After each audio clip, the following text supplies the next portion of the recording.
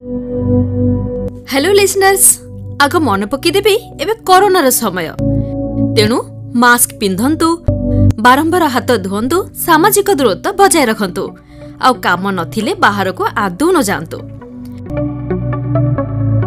या सहित आउ गोटे कथा मन पकईदेवाक चाहे कि कोरोना सांग को मशा कामुड़ा जंत रोगर चिंता आज ढेर बढ़ी जाइछि। आउ जानती ना मशा कामुड़ा द्वारा डेंगू मलेरिया रोग ये सब तो हुए, ता सहित आमे शांति रे भी सोई पारुना।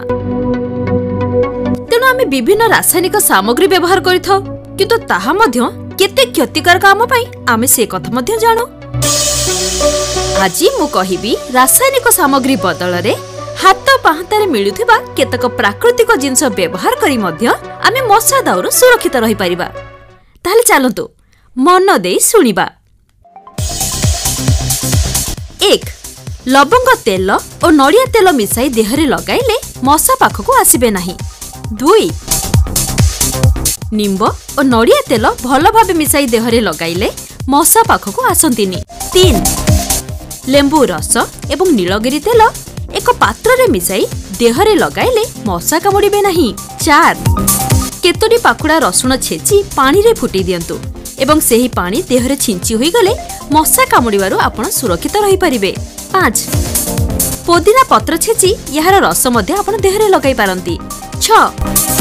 घर आख पाखरे नीम तेल सिंचन करिबा एवं निज देहरे लगाइबा द्वारा मध्य मशा आसिबेनी। 7. मशा कामुड़िबा जोगु अधिक कुंडेई हेउतिले महू और घिओ कुआरी जेल मध्य लगाई परिबे। 8. अल्प बेकिंग सोडा नहीं एथिरे टिके पानी मिसाई मशा कामुड़िबा जागारे लगी दियंतु। यार 10 रु 15 मिनिट परे पानी रे धोई दियंतु। देखिबे आपनकर मशा कामुड़िथिबा जंत्रणा केमती कमी जाउछि। तेबे कोन मने रहिला तो केमिति मशा कामुड़िबारु आपण निजको रक्षा करि परिबे। निश्चित भाबरे एई प्राकृतिक उपाय अवलंबन करंतु एवं सुरक्षित रुहंतु। ता सहित कहिबी घरे रुहंतु, सुरक्षित रुहंतु। अधिक किछि अपडेट पाई आपण एसआर स्टूडियो को लाइक करंतु, कमेंट करंतु एवं सब्सक्राइब करंतु।